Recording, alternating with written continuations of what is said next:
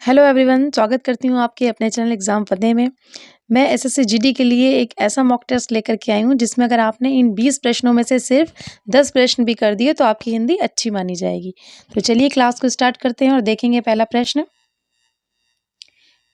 निम्नलिखित शब्दों में वर्तनी की दृष्टि से कौन सा शब्द अशुद्ध है? ठीक है, अशुद्ध शब्द की पहचान आपको करनी है इसमें। ए ऑप्शन है पुष्पांजलि, बी है निरपराध, सी है भास्कर और ऑप्शन नंबर डी है उज्ज्वल। तो इसका राइट आंसर हो जाएगा ऑप्शन नंबर बी। ठीक है, निरपराध ये जो है ना अशुद्ध है।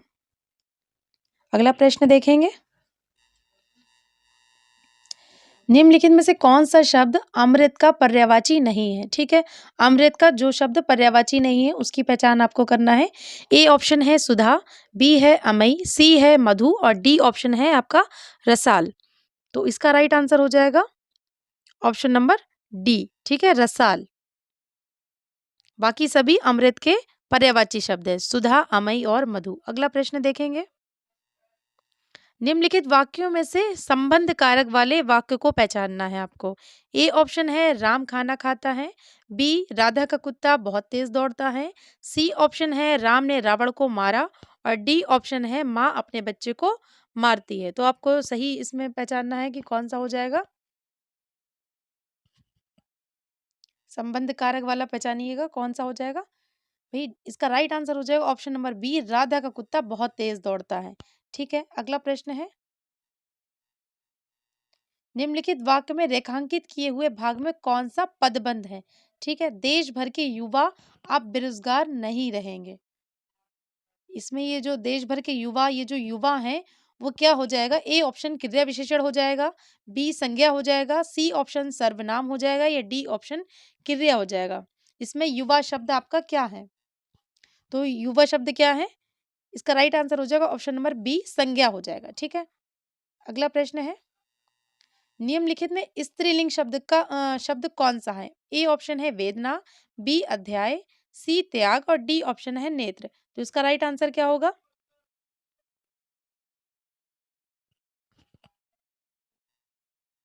जी, इसका राइट आंसर हो जाएगा ऑप्शन नंबर ए, वेदना। ठीक है, अगला प्रश्न देखते हैं। किसका प्रयोग सदैव एक वचन में होता है? नदी का, प्रत्येक का, साधु का या फिर घर का? इसमें से एक वचन कौन सा है बताएंगे सभी। भाई इसका राइट आंसर हो जाएगा ऑप्शन नंबर बी, प्रत्येक जो है वो सदैव एक वचन में इसका प्रयोग होता है। अगला प्रश्न होगा। निम्नलिखित में से कौन सा शब्द क्षणिक का विलोमार्थी शब्द है? ठीक है, क्षणिक का आपको विलोमार्थी शब्द बताना है। ए ऑप्शन है अक्षमय, बी है शाश्वत, सी है पल और डी ऑप्शन है मणिक। तो बताएंगे इसका राइट आंसर क्या हो जाएगा। वही क्षणिक का विलोमार्थी शब्द है ऑप्शन नंबर बी आपका सही माना जाएगा, शाश्वत। ठीक है, अगला प्रश्न देखेंगे। दुम दबाकर भागना मुहावरे का अर्थ निम्न निम्न विकल्पों में से कौन सा होगा? ठीक है, डराकर भागना, बिना डर के भागना, सी ऑप्शन है डर कर भागना या डी ऑप्शन डर कर भगाना। तो बताएंगे इसका राइट आंसर। भाई दुम दबाकर भागने का सही अर्थ होगा डर कर भाग जाना, है ना, डर कर भागना। तो सी ऑप्शन में आपको डर कर भागना दिख रहा है, यही ऑप्शन आपका राइट हो जाएगा। अगला प्रश्न है। कालिंदी का पर्यायवाची क्या है? सरस्वती है, लक्ष्मी है, गंगा है या फिर डी ऑप्शन यमुना है। कालिंदी का पर्यायवाची शब्द क्या होगा? यमुना होगा, डी ऑप्शन आपका सही हो जाएगा। अगला प्रश्न देखेंगे। बड़ा चढ़ाकर कही गई बात के लिए एक शब्द निम्न में से कौन सा होगा? अतिशयोक्ति या बी ऑप्शन अतिशयोक्ति या सी ऑप्शन अतिशयोक्ति या फिर डी ऑप्शन आपका हो जाएगा अतिशयोक्ति। भाई सबसे अलग कौन सी लग रही है? सभी में ऊपर रा लगा हुआ है और ये सभी वर्तनी आपकी गलत हो जाएगी। तो डी ऑप्शन आपका सही है, अतिशयोक्ति। इसमें ऊपर रा नहीं लगा है तो आपका डी ऑप्शन बिल्कुल अलग है तीनों से, यही आपका सही ऑप्शन है। अगला प्रश्न देखेंगे। निम्नलिखित में विशेषण है लंबाई, बुढ़ापा, समझ या फिर शांत। विशेषण बता रहा है, कौन सा शब्द बताएंगे? लंबाई, बुढ़ापा, समझ या फिर शांत। तो इसका डी ऑप्शन बिल्कुल सही हो जाएगा, शांत। ठीक है, अगला प्रश्न देखेंगे। निस उपसर्ग से बना शब्द निम्न से कौन सा होगा? निस उपसर्ग से बताएंगे। पापी हो जाएगा, निष्पाप हो जाएगा, निशा या फिर पाप।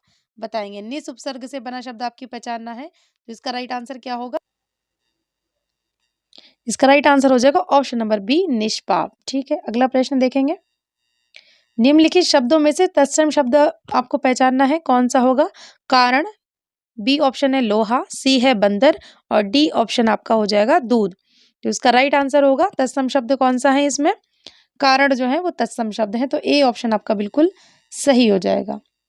अगला प्रश्न है, मिलाप शब्द में कौन सा प्रत्यय है, यानी कि लास्ट में इसमें जो है शब्द प्रत्यय कौन सा आ रहा है?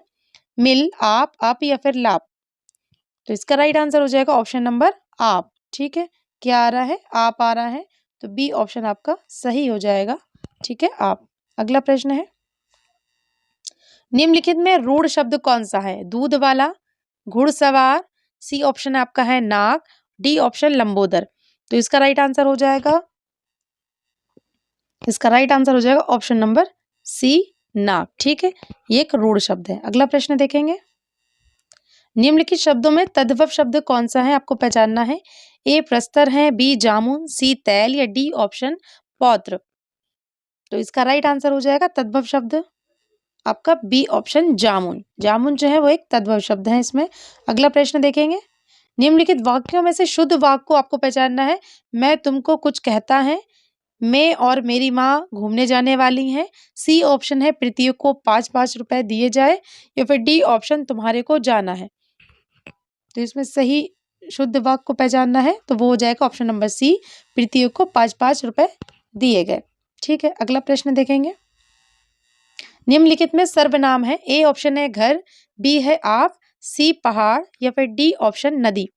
तो इसका राइट आंसर हो जाएगा ऑप्शन नंबर बी, आप। ठीक है, निम्नलिखित में सर्वनाम पहचानना है, सर्वनाम आपका आप हो जाएगा, बी ऑप्शन सही हो जाएगा। अगला प्रश्न है, आज आकाश में डैश डैश डैश छाए हुए हैं क्या? रिक्त स्थान की पूर्ति उचित शब्द से आपको करना है। जलज, जलधि, जलद या फिर नीरज। आकाश में क्या छाते हैं? बादल छाते हैं ना।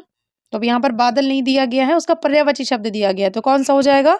ऑप्शन नंबर सी, जलद। ठीक है, ये जो दा होते हैं लास्ट में, दा वाला, ये क्या हो जाएगा? बादल। ठीक है, अगला प्रश्न देखेंगे। निम्नलिखित में से अविकारी होता है अव्यय, संज्ञा, विशेषण या फिर सर्वनाम। तो इसका राइट आंसर हो जाएगा अव्यय जो होते हैं वो अविकारी शब्द होते हैं, तो ए ऑप्शन आपका बिल्कुल सही हो जाएगा। अगला प्रश्न देखेंगे। तुम कहाँ जा रहे हो? वाक्य का प्रकार स्पष्ट करना है।